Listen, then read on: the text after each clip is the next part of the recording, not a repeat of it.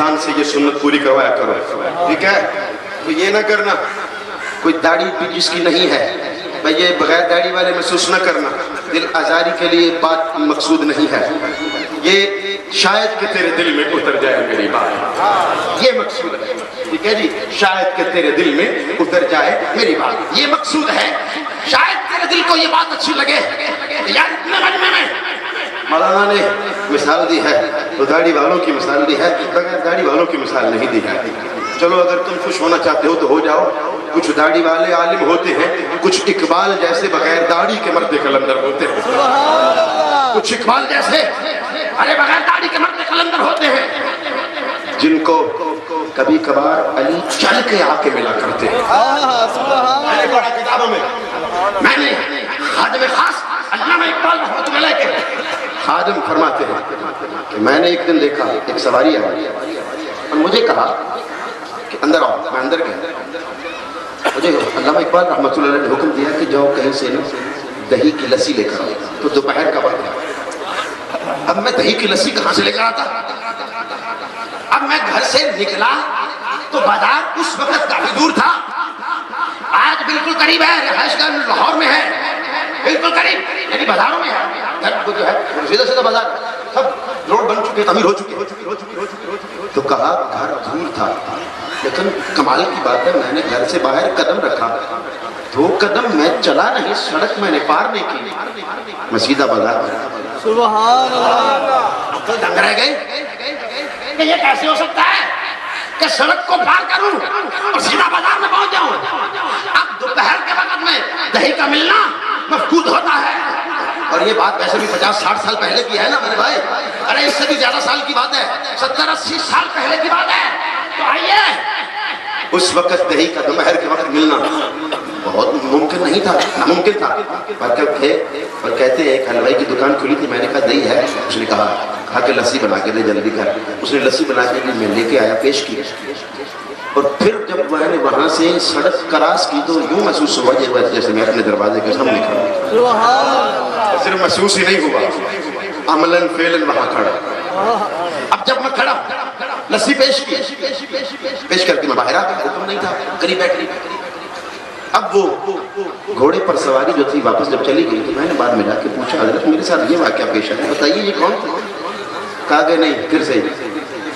مدت ہوئی، کافی ماہ گزر گئے، میں نے ایک دن دباتے دباتے پوچھا، دبانے والے بڑے کام نکال لیتے ہیں،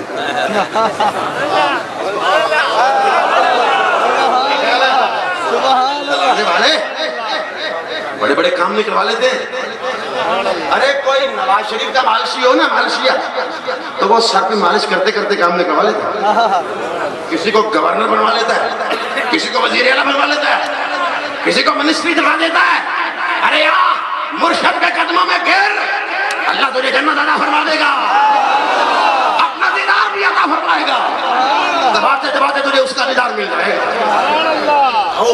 کس طرح یہ ملتا ہے؟ ادب سے ملتا ہے، ادب کے بغیر نہیں کچھ بھی ملے گا، بے ادبہ مقصود نہ حاصل، اتنا درگاہ ڈویا، اس کی طرف نہیں جاتا۔ اب آئیے اقبال کا خادم کہتا ہے ایک مدت ہوئی دبا رہا تھا، اس دن موج میں تھے، میں نے پوچھا حضرت بتا دیجیے، آج تو بتا دیجیے، اس دن نہیں بتایا، پر میں نے لگے ایک شرط پر بتاؤں گا، جب تک میں زندہ تو یہ روایت بیان نہیں کرے گا۔ اس نے کہا حضرت وعدہ کرتا ہوں، آپ نے وعدہ لے لیا، تو کہا قسم دو، کہا کہ قسم دیتا ہوں، جب تک باقی اقبال زندہ رہے اس نے یہ بات بیان نہیں کی۔ بعد میں جب اس سے انٹرویو لیا گیا کہ تم نے تو عرصہ گزارا ہے، انبلیویبل سٹوری، تو اس نے بتایا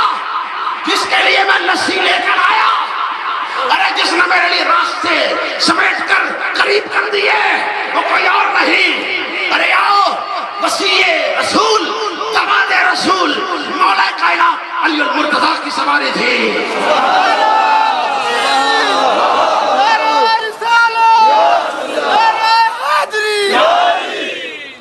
فرمایا کہ کیوں آئے تھے علی؟ کہا کہ اس لیے آئے تھے بشارت دینے آئے تھے پاکستان بننے کی۔ سبحان اللہ! مجھے بغداد شریف میں در غوث اعظم پر میں یونیورسٹی سے واپس آ کر ظہر کی نماز ادا کرنے کے لیے، چونکہ جماعت ہو چکی تھی۔ میں جب آپ کے در پر حاضر ہوا، اپنے حجرہ سے نکل کر سیدھا میں دربار پر ان قبر کے قریب جا کے میں ایک طرف ہو کے نماز پڑھا کرتا تھا، تو مجھے آگے وہاں در غوث اعظم کو چومتا ہوا نظر آیا۔ سبحان اللہ، بڑا حسن و جمال کا چہروں پر، سبحان اللہ، میں بڑا مرعوب ہوا۔ سبحان اللہ، قبلہ یقین کیجئے ان کی شخصیت نے میجیکلی مجھے اٹریکٹ کیا۔ میں حیران تھا یہ کون شخصیت ہے۔ ایک طرف غوث اعظم، سبحان اللہ، اب ادھر دیکھوں کہ ادھر دیکھوں، سبحان اللہ، تو وہ بعد میں پتہ چلا کہ یہ تو نائب غوث اعظم ان کے شہزادے ہیں، حضرت علامہ مولانا سبطین رضا خان قادری بریلوی دامت برکاتہم القدسیہ، وہ تھے بریلی سے وہاں پہنچے۔ اب جب مجھے تار ہوا، دس بوسی بھی کی، قدم بوسی بھی کی، آنکھیں بھی چومی۔ سبحان اللہ، کیوں نہ چومتا؟ وہ ایک عاشق کے رسول ہی نہیں، عاشق کے اہل بیت کا پوتا ہے، سبحان اللہ، عاشق کے اہل بیت کا پوتا۔ اب آئیے